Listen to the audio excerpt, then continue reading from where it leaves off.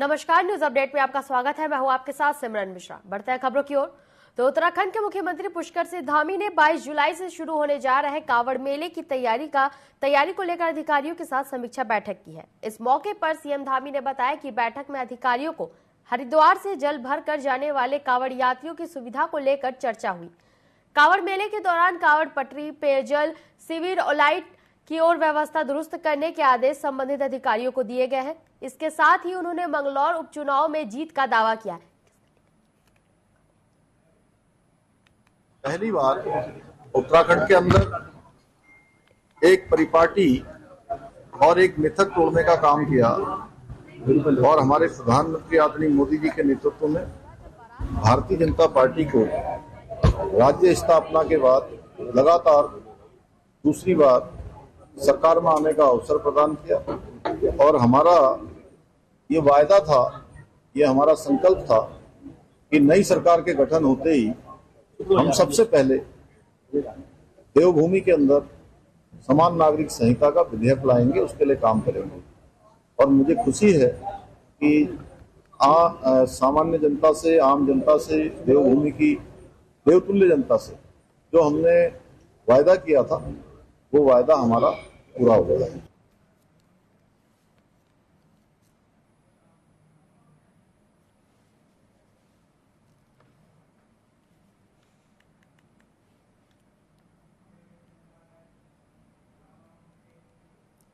कांग्रेस ने मुख्यमंत्री सहित विधायकों के दिल्ली में केदारनाथ के प्रतीकात्मक मंदिर के शिलान्यास समारोह में शामिल होने पर सवाल उठाए हैं। मुख्य प्रवक्ता गरिमा मेहरा दसौनी ने पत्रकार वार्ता में इसे आस्था पर चोट करार दिया है। उन्होंने कहा कि भाजपा परंपरा के विपरीत 4 शंकराचार्यों के अलावा अपने दर्जनों शंकराचार्य बनाए। अब ज्योतिर्लिंगों की महिमा के साथ भी खिलवाड़ किया जा रहा है।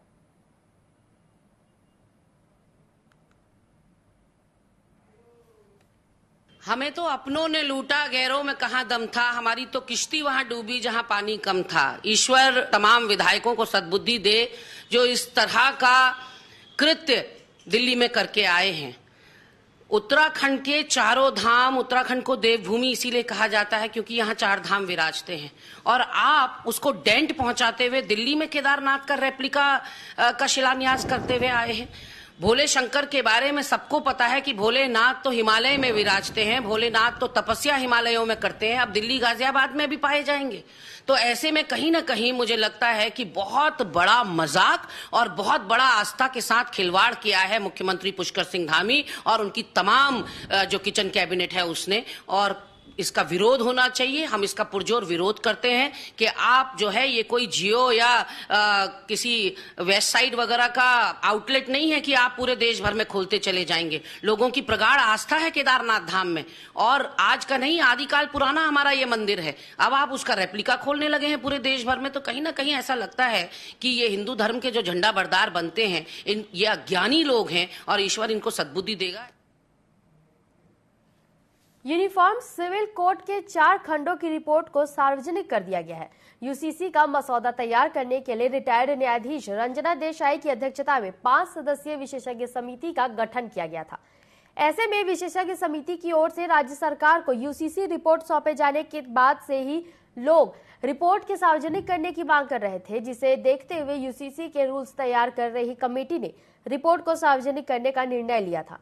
अब आम जनता यूसीसी रिपोर्ट को यूसीसी की वेबसाइट पर जाकर पढ़ सकती है।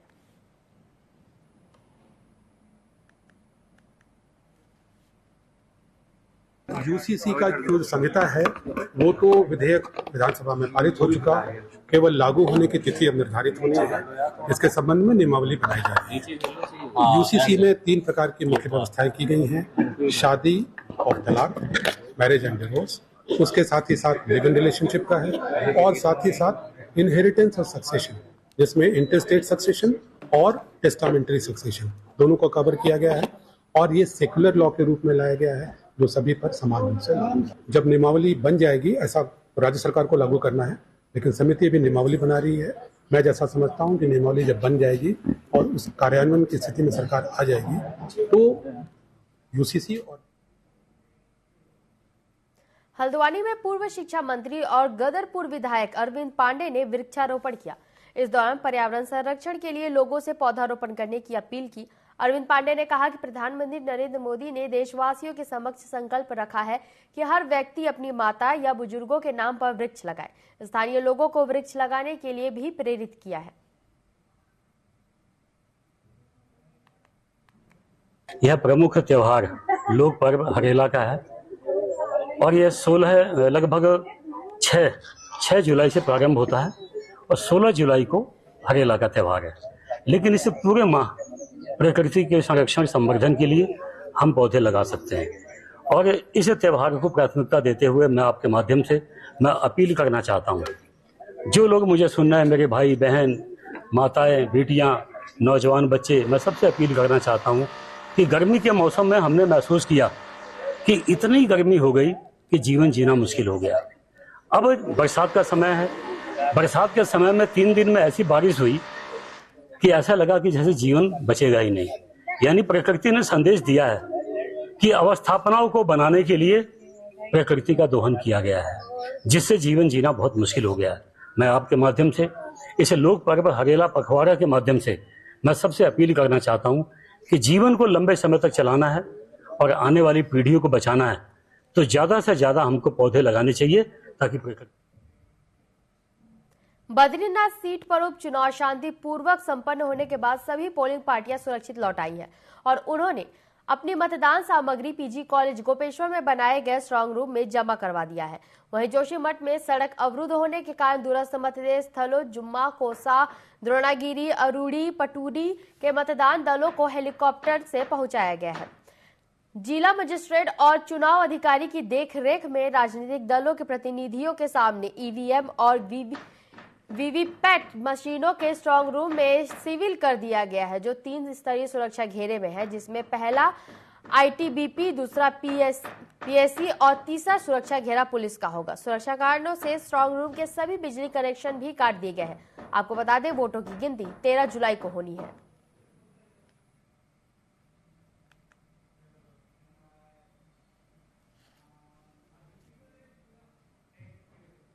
जोशीमठ के चुंगीधार के पास बद्रीनाथ राष्ट्रीय राजमार्ग को बंद हुए 4 दिन पूरे हो गए हैं। पुलिस, एसडीआरएफ, एनडीआरएफ ने पैदल और बाइक की आवाजाही शुरू करवा दी है। अभी भी अन्य वाहनों के लिए मार्ग नहीं खुला है। कायदाई संस्थान लगातार बद्रीनाथ राष्ट्रीय राजमार्ग को सुचारू करने के प्रयास कर रही है। शाम तक बद्रीनाथ राष्ट्रीय राजमार्ग चुंगीधारा के पास सुचारू होने की संभावना है।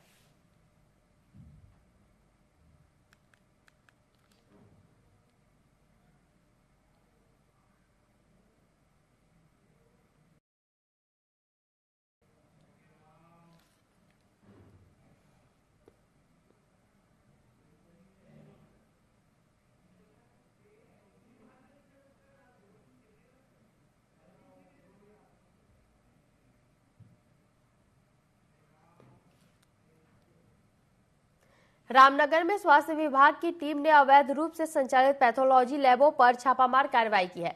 स्वास्थ्य विभाग की कार्रवाई की भनक लगते ही कई लैब संचालक लैब बंद कर मौके से फरार भागते हुए दिखाई दिए। तो वहीं स्वास्थ्य विभाग ने कार्रवाई के दौरान गुल्लरघट्टी क्षेत्र में स्थित नोबल डायग्नोस्टिक पैथोलॉजी लैब को भारी अनियमितता के कारण सील करने की कार्रवाई की।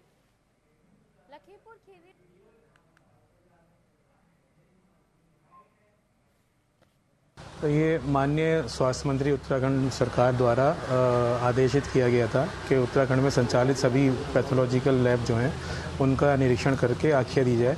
और उसी के क्रम में सीएमओ नैनीताल के आदेशों के अनुपालन में आज रामनगर में विभिन्न पैथोलॉजी लैबों का औचक निरीक्षण किया गया, जिसमें 3 लैब में खामियां पाई गई थीं, जिनके ऊपर क्रमशः 10-10 हज़ार और 5 हज़ार का जुर्माना लगाया गया है। और एक पैथोलॉजी लैब जो है डॉक्टर अग्रवाल पैथोलॉजी लैब, उसमें सभी प्रमाण पत्र सही पाए गए हैं। और बाकी जो हमने लैब में जाने की कोशिश की थी तो लोग बंद करके चले गए हैं, लेकिन ये छापेमारी आगे जारी रहेगी। हल्द्वानी में पिछले दिनों हुई बरसात ने जहां नगर निगम के ड्रेनेज सिस्टम की पोल खोली, तो वहीं दूसरी तरफ बारिश की वजह से नगर निगम के कई इलाकों में पानी भर गया। बरसात के बाद अब नगर निगम ने इन जल भराव वाले इलाकों के लिए काम करना शुरू कर दिया है। मुख्य नगर आयुक्त विशाल मिश्रा का कहना है कि जल भराव वाले इलाकों को चिन्हित कर वहां के लिए कार्य योजना तैयार की जा रही है। भविष्य में शहर में जलभराव ना हो, इसके लिए भी प्लानिंग की जा रही है।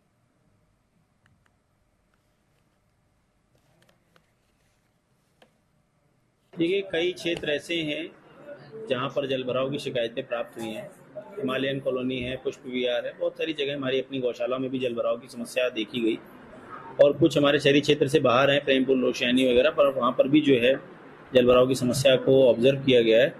और नगर निगम के द्वारा अपने पंप और अपनी टीमों को लगा करके तत्परता से जलभराव की समस्या को हल करने का प्रयास किया गया। इसके लिए हमारी नगर निगम की पूरी टीम भी बधाई की पात्र है। और हमारी उम्मीद है कि अब जब बरसात रुक गई है तो इसके बाद किसी तरह की बीमारियां ना फैलें, इसके लिए भी हमारी टीमें लगी हुई हैं छिड़काव के लिए। और सब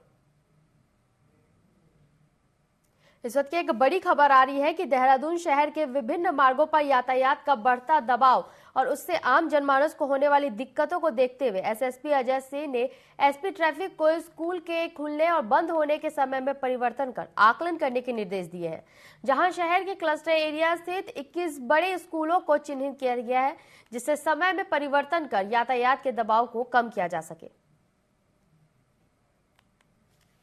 हमें दिक्कत अभी महसूस हो रही है क्योंकि बरसात का सीजन भी है, काफ़ी सारे हमारे डेवलपमेंट वर्क्स भी चल रहे हैं जो बहुत इंपॉर्टेंट है। इसके साथ ही जो स्कूलों की टाइमिंग जो देखा गया, हमेशा पूर्व में भी वार्ता की गई थी, लेकिन उसको सही तरह से इम्प्लीमेंट नहीं हो पाया था। उसको बेसिकली दिक्कत ये आ रही है कि मोस्टली स्कूलों की जो छूटने की टाइमिंग होती है वो एक ही होती है। और क्लस्टर्स में जो स्कूल है, खासकर जैसे हमारा डालन वाला एरिया, राजपुर रोड है, नेहरू कॉलोनी है, ऐसे स्कूल से जहाँ पर एक 1-2 किलोमीटर की परिधि में ही 7-8 स्कूल हो जाते हैं। तो एक ही समय छूटने के कारण और सभी लोग पेरेंट्स जो है वाहनों से आते हैं बच्चों को लेने के लिए, तो एकदम दबाव बन जाता है और बच्चे भी इसमें परेशान होते हैं, साथ ही साथ आम जन को भी असुविधा होती है। तो ये निष्कर्ष निकाला गया इसमें मीटिंग के द्वारा कि अगर स्कूलों की टाइमिंग जो क्लस्टर्स में जो आसपास है, अगर उसमें हम 15 से 20 मिनट का डिफरेंस कर देते हैं तो हमारा एक स्कूल का खाली होने के बाद दूसरे स्कूल की छुट्टी होगी, तो नेचुरल सी बात है वो जो दबाव है वो थोड़ा कम होगा।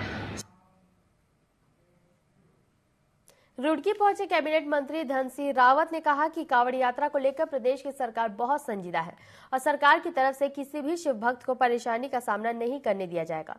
उत्तराखंड के कैबिनेट मंत्री धन सिंह रावत ने कहा कि आज उन्होंने समीक्षा बैठक ली है और बहुत अच्छी तैयारी उनकी तरफ से कराई जाएगी। समीक्षा बैठक ले रहे हैं, मैं भी बैठक ले रहा हूं और बहुत अच्छी हम तैयारी करेंगे कांवड़ यात्रा में कि ताकि किसी को भी कोई दिक्कत न रहे।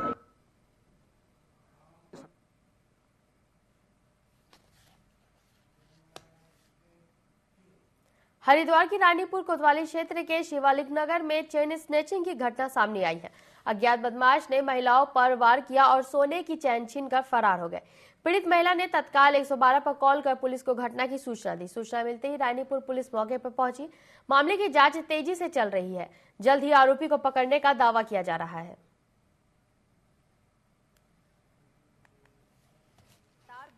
तो पीठ से हम लोग लौट के आ रहे थे, तो पीछे से 2 लड़के आ रहे थे, हमारे पीछे से लड़के आ रहे थे, तो वो उधर दूसरी गली में मुड़ गए और एक लड़का पीछे से आया, उनने आके हमारे ऊपर अटैक किया। तो मेरी भांजी के गले पे उनने हाथ डाला और जब उन्होंने हाथ डाला तो मैं उसे बचा रही थी, मैंने शोर मचाया। शोर मचाने के बाद मैंने ये कहा कि वो उसकी बाल पकड़ खींच रही थी और उसकी टी शर्ट खींच रही थी, मैं कैसे ये करके छोड़े।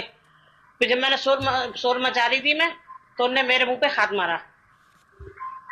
फिर उसके बाद में जब उन्होंने देखा कि अब हाँ कोई आएगा तो वो निकल के भाग गया। समय 9:30 बजे और ये घटना शिवालिक नगर के एक क्लस्टर के सेकंड पार्क से हुई है। पे छाबरा जी का एक घर है, उनके घर के सामने ही ये घटना हुई। उनका घर अभी नया बन रहा है, कंस्ट्रक्टेड है और वहाँ लाइट्स भी प्रॉपर नहीं चलती हैं। हम लोग शिवालिक नगर की जब मार्केट लगता है वेडनेसडे मार्केट, वहाँ से सब्जी लेके लौट रहे थे और लौटते हुए उधर से आए, अचानक पीछे से एक लड़का मेरे पास और मेरी मामी के पास, बीच में हम दोनों के एकदम सेंटर में आके उसने गर्दन पे यहाँ से हाथ रखा। तो मैंने उसका अरे क्या कर रहे हो, उसने मुझे बिना 1 सेकंड की देरी के जमीन पे। देहरादून पुलिस ने सत्यापन अभियान चलाया, जहां देहरादून के एसएसपी ने लगातार 15 दिनों तक इस अभियान को चलाया है, जिसमें 1677 मकान मालिकों पर चालानी कार्रवाई कर 1,66,00,000 रुपए का जुर्माना वसूला गया और लगभग 900 से ज्यादा लोगों ने अपने जरूरी दस्तावेज मौके पर नहीं दिखाए। उन्हें जिले के स्थानीय थाने से उनका सत्यापन कराने का आदेश दिया।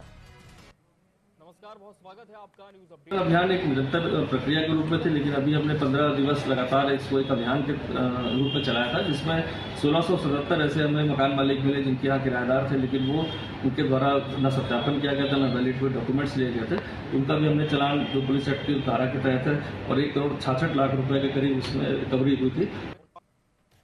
अभियान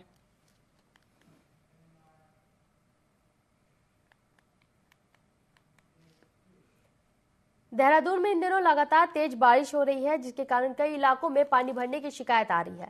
बरसात बढ़ते ही इन इलाकों के लोगों के लिए परेशानी बढ़ जाती है, जो नदियों के किनारे बसे हुए हैं। देहरादून के आपदा प्रबंधन अधिकारी और सिटी मजिस्ट्रेट ने बताया कि बरसात के हालात को देखते हुए सभी अधिकारियों को सतर्क रहने के निर्देश दिए गए हैं। साथ ही जिन इलाकों में पानी भरता है उसके लिए अधिकारियों को इंतजाम करने के आदेश दिए गए हैं।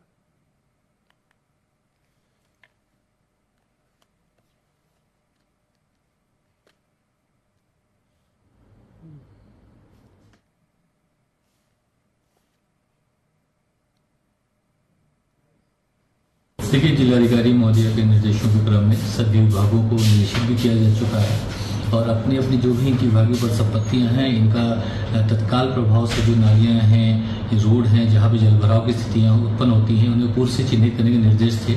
उसी क्रम में विभागों द्वारा जो जल निकासी के समुचित प्रबंध की कार्रवाइयां भी की जा रही हैं। जहां जहां पर दो डिपार्टमेंटल जो कोऑर्डिनेशन की जरूरत भी पड़ती है, समय समय पर महोदय द्वारा इसका निरीक्षण भी किया जा रहा है, पर्यवेक्षण भी किया जा रहा है और सभी विभागों को इसके। हल्द्वानी में डीआईजी डॉक्टर योगेंद्र रावत और एसएसपी प्रहलाद मीणा ने लोकसभा चुनाव और यातायात सीजन में उत्कृष्ट कार्य करने वाले पुलिसकर्मियों और ट्रैफिक वॉलंटियर्स को प्रशस्ति पत्र देकर सम्मानित किया। इसके अलावा बरसाती सीजन के चलते 250 पुलिसकर्मियों को रेनकोट वितरित किए। डीआईजी ने सभी पुलिसकर्मियों को इसी तरह लगन और मेहनत से काम करने की अपेक्षा जताई है।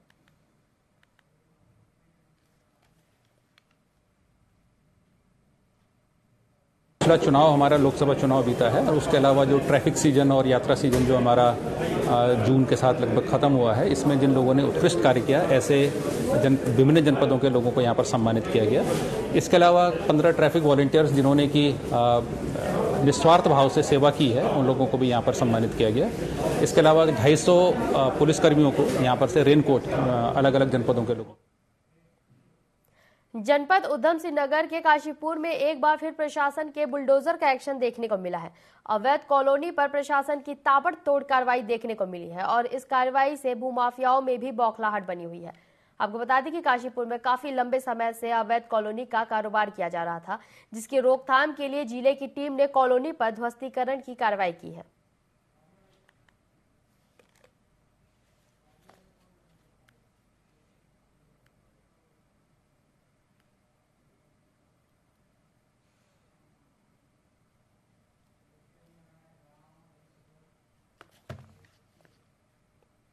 पौड़ी में मानसून सीजन पर लगातार मिल रहे येलो और ऑरेंज अलर्ट को लेकर एडिशनल एसपी ने जया बलूनी ने पुलिसकर्मियों के साथ बैठक की है और उन्हें अलर्ट पर रहने के निर्देश दिए हैं। वहीं उन्होंने आगामी कांवड़ यात्रा को लेकर भी ड्यूटी पर लगे पुलिसकर्मियों की जिम्मेदारी तय की है और शांतिपूर्ण ढंग से कांवड़ यात्रा को संपन्न कराने के निर्देश दिए।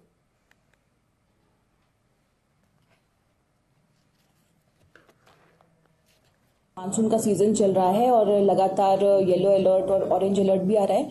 इस संबंध में सभी थानाध्यक्षों को बताया गया है कि कोई भी ऐसी सूचना होगी तो उस पर तत्काल कार्रवाई करेंगे, तत्काल मौके पर पहुंचेंगे। साथ ही साथ जो अभी कांवड़ यात्रा शुरू होने वाली है उसको लेकर भी दिशा निर्देश दिए गए हैं। इसके साथ परसों हमारे यहाँ पर पीसीएस की परीक्षा भी है, जिसमें कि पौड़ी, कोटद्वार और श्रीनगर में सेंटर्स हैं, तो उसको लेकर भी चेकिंग फ्रिस्किंग भी की जाएगी और जो होटल ढाबे हैं वहां की चेकिंग की जाएगी। उत्तराखंड में लगातार बारिश के बाद कुमाऊं के कई क्षेत्र जलमग्न हो गए हैं। पुल टूट रहे हैं, सड़कें बाधित हो गई है, नदी नाले उफान पर है। मीडिया से बातचीत में पीडब्ल्यूडी सचिव डॉक्टर पंकज पांडे ने बताया कि रामनगर में मोहान में जो पुल टूटा है उसकी जानकारी ली गई है। अत्यधिक पानी और मलबे के आने से पुल टूट गया। पुल को पहले भी रिपेयर कराया गया था। आगे उन्होंने बताया कि उत्तराखंड में 97 संवेदनशील पुल है, जिनमें 84 की मरम्मत करने के लिए प्रस्ताव भेजा है। उत्तराखंड में 200 से ज्यादा लैंडस्लाइड जोन घोषित किए गए हैं। 4 ब्रिजेज हमने सैंक्शन किए थे, कुछ में मरम्मत के लिए, कुछ में नए पुल के लिए सैंक्शन किया गया था। उस पर काम चल रहा है। कई सारे पुल हैं जिसमें लंबा समय 1 से 1.5 साल भी लगने की संभावना है, जो जैसे मालन नदी का पुल है, या हरिद्वार में एक पुल था, और पहाड़ में और कुछ जगहों पे पुल हैं। कोटद्वार एरिया में 3-4 पुल हैं, उन पे भी हमने सैंक्शन किया था। तो थोड़ा समय उसमें लग रहा है निश्चित रूप से, लेकिन हम लोग प्रयास यही कर रहे हैं कि जब तक सेफ नहीं हो पब्लिक को उसमें नहीं चलने देंगे। इसके अलावा इस वर्ष भी हमारी जो टीमें हैं उन्होंने इंस्पेक्शन किया है, कोई नया एडिशन नहीं हुआ है। जैसे अभी ये वाला पुल गिरा है तो ये अनसेफ वाले कैटेगरी में नहीं आता था, अदरवाइज हम लोग ने इसको पहले टेकअप किया होता। बाकी डिटेल उसकी इंक्वायरी हम लोग करेंगे, और जहां पे भी इस तरह की बात आएगी उसका मेरे क्लियर इंस्ट्रक्शन दिए गए हैं कि कोई भी पुल अगर अनसेफ है या जहां पे टूटने की संभावना है, पुल को डैमेज होने की, उस पे उसका एस्टिमेट बनाया जाए, उसका सुदृढ़ीकरण करने के लिए, उसको स्ट्रेंथन करने के लिए जो भी किया जाना है किया जाए। उत्तराखंड में यूसीसी रिपोर्ट को सार्वजनिक कर वेबसाइट पर अपलोड कर दिया गया है। वहीं कांग्रेस ने इसे सिर्फ एक राजनीतिक स्टंट बताया है। कांग्रेस प्रदेश महामंत्री नवीन जोशी का कहना है कि यूसीसी रिपोर्ट को सरकार पिछले काफी लंबे समय से जारी करने की बात कर रही है, लेकिन यूसीसी रिपोर्ट को उन्होंने अब सार्वजनिक किया। सरकार को इसमें सभी वर्गों की राय लेनी चाहिए थी। भाजपा जल्दबाजी में यूसीसी लेकर आ रही है। उन्होंने इसके लिए कोई भी तैयारी नहीं की है, सिर्फ राजनीतिक लाभ के लिए यूसीसी को लागू किया जा रहा है। राजनीतिक व्यक्तियों की राय लेनी चाहिए और जो बुद्धिजीवी है उनकी भी राय लेनी चाहिए थी। अब ये सार्वजनिक करने जा रहे हैं, जब इनका मसौदा जनता के बीच में आएगा तब उसके बारे में ज्यादा हम विस्तार से कह सकते हैं। अभी तो यही नहीं मालूम है कि उसमें किसके हित सुरक्षित है, किसके हित सुरक्षित नहीं है। भारतीय जनता पार्टी जल्दबाजी में यूसीसी को लेके आ रही है। उन्होंने इसके लिए कोई भी तैयारी नहीं करी है, सिर्फ राजनीतिक लाभ लेने के लिए ये यूसीसी का इस्तेमाल कर रहे हैं। और जब इसका मसौदा बीच में आएगा तो इसके बारे में बेहतर तरीके से। दिल्ली में केदारनाथ मंदिर निर्माण को लेकर तीर्थ पुरोहित समाज और केदारनाथ घाटी की जनता में आक्रोश पनप गया है। दिवंगत विधायक शैला रानी की मौत के दिन दिल्ली में केदारनाथ मंदिर का शिलान्यास हुआ। केदारनाथ विधायक के अंतिम संस्कार से पहले इस तरह से केदारनाथ मंदिर का शिलान्यास करना किसी दुर्भाग्य से कम नहीं है।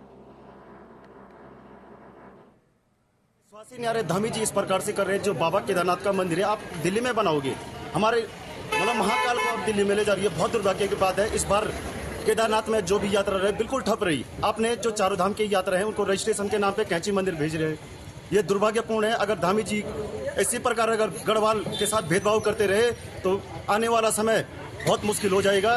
अब धामी जी बहुत जहां एक और हमारी केदारनाथ विधानसभा और सिटिंग विधायक और उनका निधन देहरादून में होता है और धामी जी खुद में वहां मौजूद था और धामी जी वहां आते हैं और उनको श्रद्धांजलि देते हैं। लेकिन दुख का विषय है उनका अंतिम संस्कार होने से पहले ही धामी जी दिल्ली जाते हैं और जिस क्षेत्र का विधायक का निधन हो गया हो उस क्षेत्र में जो केदारनाथ का मंदिर है उसका दूसरा मंदिर बनाने के लिए और उसका शिलान्यास करने के लिए धामी जी दिल्ली पहुंचते हैं। ये हमारे चारों धाम के लिए बहुत बड़ा दुर्भाग्यपूर्ण है और इसका विरोध हम ग्राम सभा। न्यूज अपडेट में फिलहाल के लिए इतना ही। बने रहे टीवी 24 के साथ। नमस्कार।